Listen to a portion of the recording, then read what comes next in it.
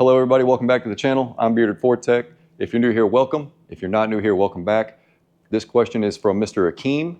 He wants to know about the Bronco Sport with the 1.5 liter. Is it worth it to get the 1.5 liter? So I'm going to talk about the 1.5 and I'm going to compare that to the 2.0. So without further ado, let's get into it.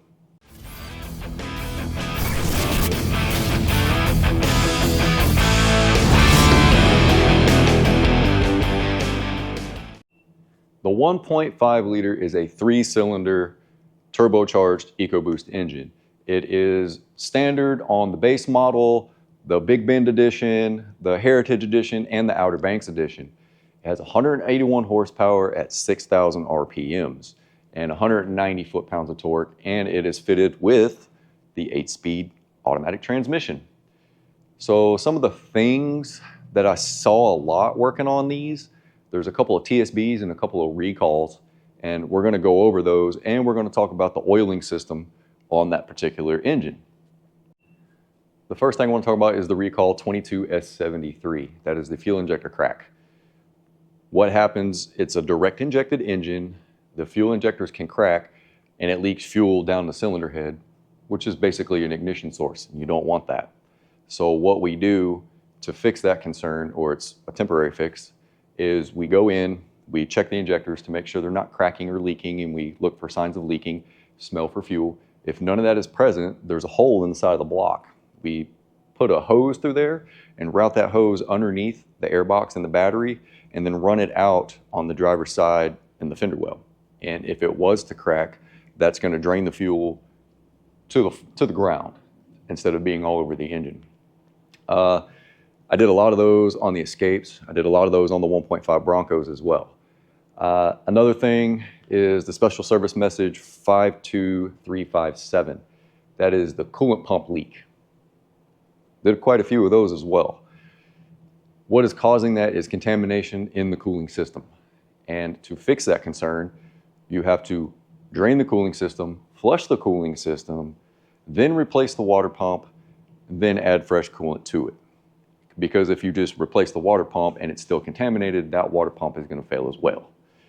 That is a really common issue that I saw on the 1.5 liter, obviously along with the injector, the fuel injector recall. So the SSM is not a recall, that is a special service message.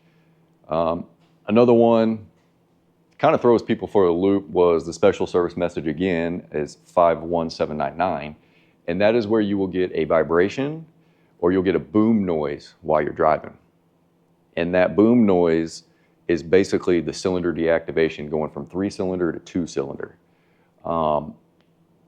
It's really weird. They call it a firing frequency. So you're driving down the road, you get to optimal speed, and it mainly happens in eco mode. That is going from 3 cylinders to 2. Kind of like Chevrolet with the AFM or the DOD. It goes from a V8 to a V4. Cylinder cutoff. That's what that boom is. Another one is a TSB. Now remember, these are not recalls. These are SSMs and TSBs. TSB 232274. That is where you get oil in the coolant or coolant in the oil. There is a difference. And the cause of that I saw a lot was the oil filter, where the oil filter screws to, that's the oil cooler. Inside that oil cooler is a bunch of fins for coolant to go through, which, as self-explanatory, cools off the engine oil. It keeps it at a steady temperature. That leaks internally and it mixes with the engine oil. So you'll either get it inside the cooling system or you're going to get coolant inside the crankcase.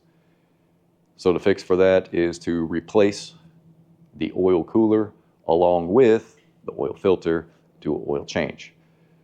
Those are 4 big concerns that I saw with the 1.5 liter, and that is on the base models, the Heritage Edition, the Outer Banks Edition. 3 big ones. Is that reliable? It's a manufacturing error, I guess you could say. One of the big things that I don't like about that is A, yes, it has timing chains, which is good. B, it has a wet pump for an oil belt. Excuse me, I said that backwards. It has a wet belt for an oil pump. We all know what happens to wet belts. Look at the 1.0 EcoBoost, the self-clogging engine. Wet belts are not good. Would I recommend this engine? If you are on a budget and you want a 3-cylinder engine, okay. They're not very peppy. They're not very fast. They have acceleration issues. So the next thing I'm going to talk about is the 2.0 engine, and that is also an EcoBoost engine as well. All right, the 2.0 engine, the meat and potatoes for the Bronco. It's available in the Badlands Edition trim package. 250 horsepower, 277 foot-pounds of torque, 8-speed automatic transmission, which is the same as the 1.5 liter, has the twin independent cam timing and air-to-air intercooling for the turbo system. So out of the two engines, which one would I recommend? I would recommend the 2.0. One of the main reasons is, yes, it does have a timing chain. No, it does not have a wet oil pump belt. It is a balance shaft, one whole assembly. So my recommendation to you, spend a little bit of extra money, get you the 2.0 liter. It's faster, it has better acceleration, it's got better engine components in it, and it's a better trim package all around. And it's a 4-cylinder, not a 3. So thank you for asking that question, gave me the opportunity to answer and give more information to you. With all that being said, get the 2.0 liter. And if you would like to see the procedure for the recall on the injector fuel injector cracking, the 22S73, you can see the video here somewhere. I'll also leave it down in the description where I do perform that recall on a 1.5 liter Escape because it fell under the same recall. So that being said, I love you guys and I'll see you on the next one.